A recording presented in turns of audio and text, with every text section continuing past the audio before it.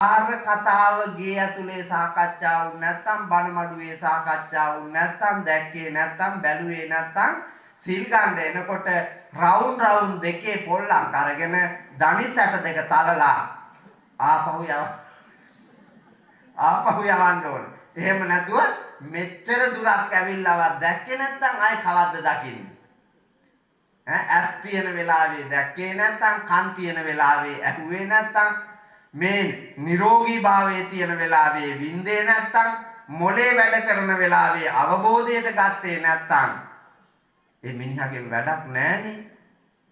වැඩක් නැහැ. එහෙනම් වැඩක් ඇති මිනිහෙක් වෙලා මැරෙන්න. ඒ තරම් වටින කතාවක් කුණ්ඩලකේසී කතා වස්තුව. විවිධ පැතිකඩ උගන්වනවා මේකේ. කුණ්ඩලකේසීගේ වයස අවුරුදු 16යි. හාගරුව දීලා තියෙන වෙලාව සීමිතයි. හසුරුවලා මං කියනවා.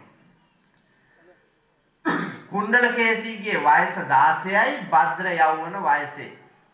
එවකට සමාජයේ තහනමක් නැහැ. කැමැත්ත ඇතිව හෝ නැතිව විවාහ වෙන්න පුළුවන් වයස. සිද්ධාර්ථ බෝසතාණන් වහන්සේ යශෝදරාවත් විවාහ වෙලා තියෙන්නේ ඒ වයසේදී.